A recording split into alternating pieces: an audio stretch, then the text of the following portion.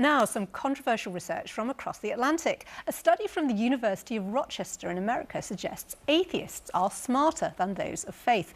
A team from the university came to that conclusion after examining 63 scientific studies into the relationship between intelligence and religious belief. They also found that infants with higher intelligence would be more likely to reject religion. And older people with above average IQs are less religious. Well, we'll discuss those claims in a moment. But first, reaction from someone whose job is to nurture religious study. Cranmer Hall in the northeast of England is a theological college that has been training people for ordination for over a century. It's a centre of religious education and an integral part of St John's College at Durham University. And Deputy Warden Reverend Kate Bruce takes issue with the American study. They talked about intelligence in terms of the ability to make connections, think rationally, learn from mistakes, things like that, which seems to me to be a very male understanding of intelligence. And I'd want to ask the question, well, what about creative intelligence? What about imaginative intelligence or emotional intelligence, spiritual insight and wisdom, or the grammar of kindness? The study suggests that religious beliefs are irrational and not anchored in science, and therefore unappealing to intelligent people. I actually think that faith calls us to be open-minded, to be open to the possibility that the purely rational is not all that there is to the world. Imagine, take things like mystery and awe and beauty and love.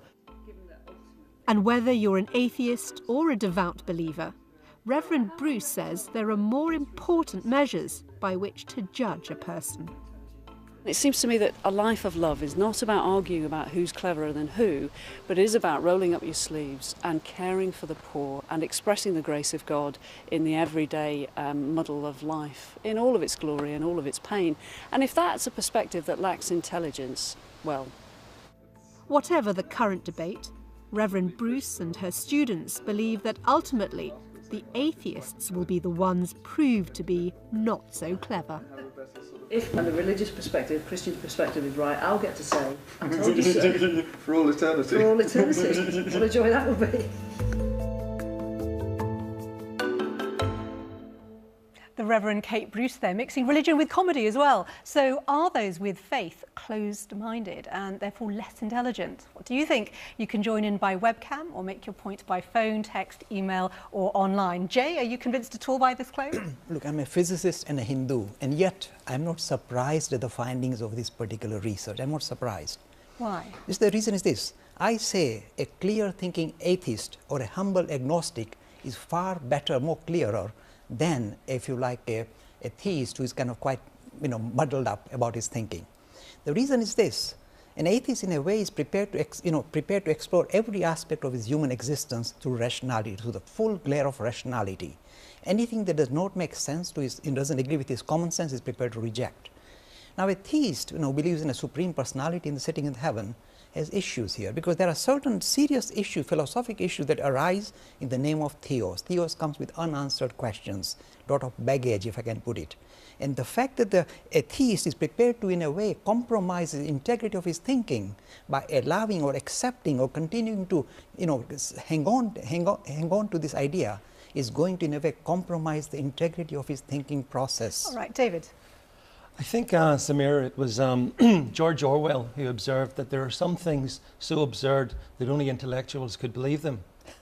And so it is with this particular study from this university. Isn't it about closed minds, though? The idea of being closed to challenging a hierarchy, a set of beliefs handed down perhaps by parents, by authority figures?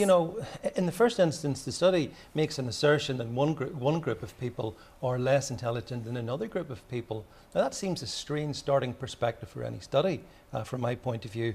But in the second instance, in what way can a causal link between intelligence on the one hand and faith on the other hand, be proven. Well, I don't think it's about a causal link necessarily. You could argue it's a correlation, but just the idea that religious belief may be more likely to go with a closed mind, a less rational mind, which perhaps is linked to intelligence. Well, then, if we want to pursue that particular line, there are similar studies from other US universities that suggest, for example, that people of faith lead happier lives, have better marriages, have better levels of health. I mean, I think it's very dangerous to try and draw correlations or causations when patently it's so much more complex than that. There are obviously some very smart people who have no faith, and there are also some very smart people who've got faith. Larry, there's some religious hierarchy in your family, I think. Is that your father and grandfather were preachers? I'm personally an atheist, but the Welsh side of my family, my grandfather was a Methodist minister, my uncle was a Methodist minister, my aunt was a lay preacher, my father was a lay preacher. So it was very strongly religious on that side of the family. And my father left that faith largely because he felt that questioning wasn't encouraged, and he wanted it to have independent thought, and therefore but he still had respect for that religion, and I can absolutely understand why. I think with any religion, as you grow up and you become a teenager, if you're not questioning it, then I have to question your intelligence. But it's whether you then decide to come back to it or not. I now think that your female priest was very interesting, talking about the different kinds of intelligence. If there was an inference, there was a shot of a wonderful piece of stained glass. Some of the most beautiful objects, the most beautiful music, the most beautiful art has been the result of religious beliefs. So I don't think you can say that people who are religious are less intelligent, because there are all kinds of intelligence. The one thing I would add, though, is that religion has been used historically to keep people stupid, i.e. don't try and change the political system in this country, because in the next life you'll have a lovely life. Well, that's an interesting one. But that no longer holds sway, I think. Well, I want to bring Kate Smurthwaite here, who's an atheist activist. There is quite a kind of almost political campaign going, isn't there, about whether atheists are somehow superior to people of faith. What's your view on this discussion? Oh, sorry, we've lost Kate at the moment. We'll try and come back to her later. I think we have Father Andrew Pinsent, who's a Catholic priest and a former particle physicist at CERN, working on Did you work on the Large Hadron Collider then? Actually, I worked on its predecessor, and we were trying to find the Higgs boson. I mean, your faith, some people might say, is completely at odds with rational scientific thinking. What do you say? I'm often asked this question. In fact, I was recently asked, how could I be a Catholic priest and believe in the Big Bang Theory?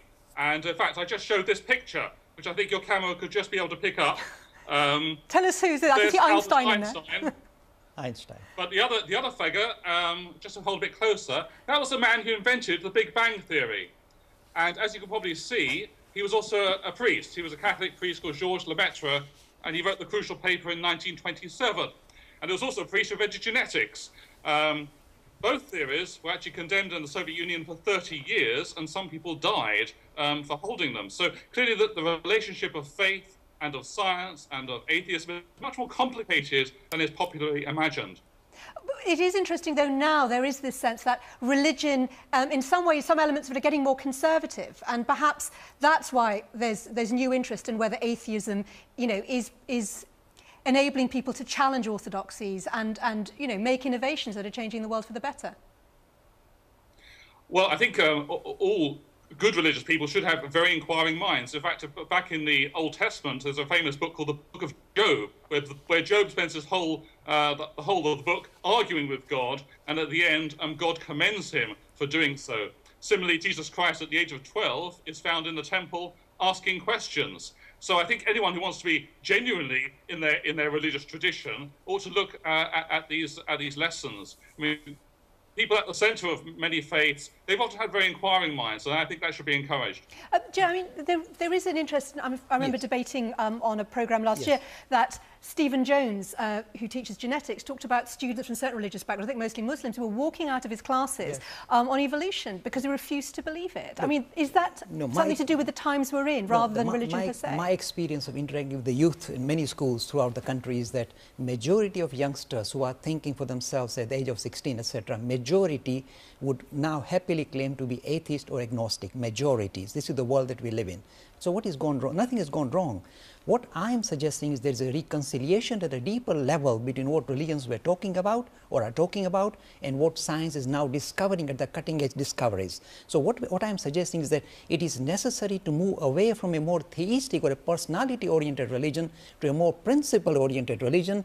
We see it's not God sitting in heaven, but God is lighting up whole of humanity. This is called spiritual humanism. So I'm promoting a different vision, which is deeper, if you like, the deeper vision that religions were all about anyway, and what science of today through quantum physics and through neuroscience is very clearly pointing to a very deeper dimension to humanity, which is essentially spiritual and not material. But let's just consider one other aspect of this kind of atheist supremacy from this particular report. If you follow the logic that atheist people are more enlightened and smarter and have higher IQs, then it would follow to me that a society organised and run by such people would be a virtual paradise on earth. We've had a few of those. Yep. Stalin's Soviet Union was one. Communist China was another. Where did that lead? It led to the gulags. It led to the death of millions of people. So perhaps atheists should have a little bit of modesty rather than crowing about their alleged intelligence, because history doesn't particularly demonstrate it. Jay? Yes, in fact, it is true. Just as you have kind of very bombastic theists, making absolute claims about their religious beliefs, we also have scientists who are very stodgy, highly materialistic, and not prepared to look at a deeper dimension that science is now promoting. Through the integrity of science, we are discovering a deeper dimension to our being as well as the world that we see around us. And the fact that there are certain very stodgy, materialistic scientists who are not prepared to acknowledge it is very interesting, because I say, do you know what quantum is telling you? The underpinning to this reality is non-material, and the word that we use is spiritual. That's the only spirit we believe in comes in bottles during Christmas time. And my response is, the spirit that I talk about gives a bigger kick than the spirit that comes in bottles. Larry? I think for most people, we'll take common sense approach to this, and they would say there are, you know, as we heard, there are clever people who are atheists and there are clever people who are religious. I think I'm really heartened, really, to hear this idea that actually religion can be about questioning, yes, and religion can be open. Yes. But I think it does depend which religion. Well, that's an interesting issue. Expand on that. Well, I think, and I don't know much about Hinduism, but I'm beginning to think it's quite nice. I quite like the idea of Hinduism because you saw a very good advertisement for it. The idea, but the idea that actually it is open to discussion. I think Judaism is similar. It's, yes, open to discussion. And so is Christianity as well. I mean, all faiths, I think, at their heart, do provide for people to think and to consider Except and to with reflect. Catholicism, as far as because I went to a church called Catholicism, you have to believe that you are drinking the blood of Christ and you are eating the flesh of Christ. There's no question, there's no discussion about that. There's a leap of faith involved. Can we come back to this in a second? We'll come back to this in just a second, because I'd like to bring in an atheist point of view. Kate Smurthwaite joins us on the phone. She's an atheist activist. We've heard a lot of challenge to this idea that there is any greater intelligence in people who choose to be atheist. What's your view on this research? Sorry, first of all, I agreed to come on the show if you would introduce me as atheist activist and comedian. And comedian. No, we like comedians on this show. Welcome. Just because I'm doing a show, it's a little bit of a waste to come on and not mention that up at the Edinburgh Fringe. But what is my point of view? Well, my point of view is that, I mean, this research comes as absolutely no surprise. It shouldn't be taken as a generalisation. Yeah.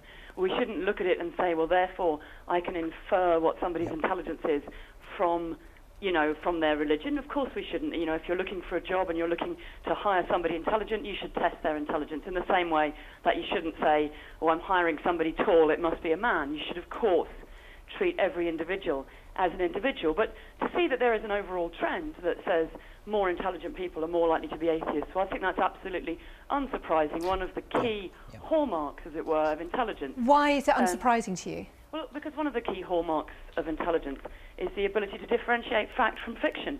I think if we looked at intelligent people, we'd find they're less likely to believe horoscopes.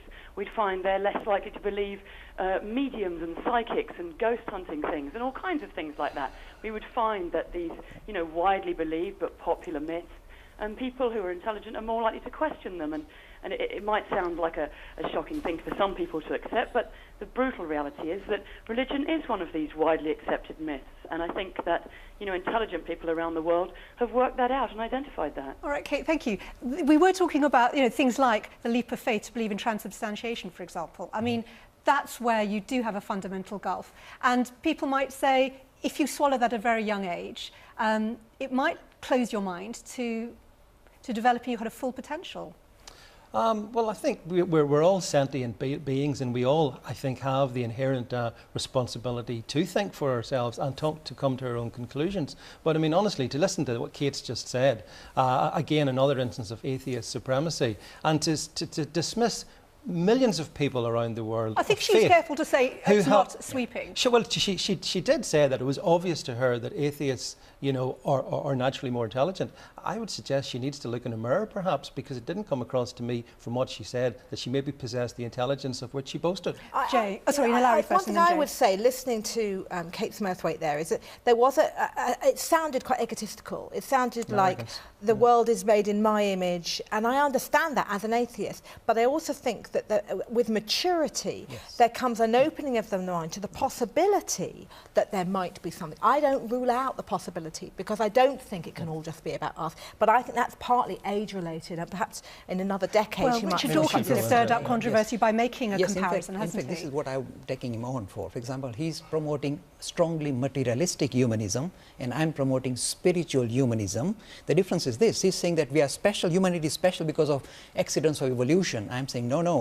The reason why we are special is because something non-material is manifesting itself through this material frame, the spirit. All right, thank you. I would like to have read some comments from viewers. Oh, here we go. Got a couple just magically appeared. Charlie says, how many children would be religious if not pushed into it by their parents? Ian says, being an atheist, I don't believe I'm smarter. I believe in science and fact over unproven faith. Thank you all very much. Thank you for all our contributors on this too.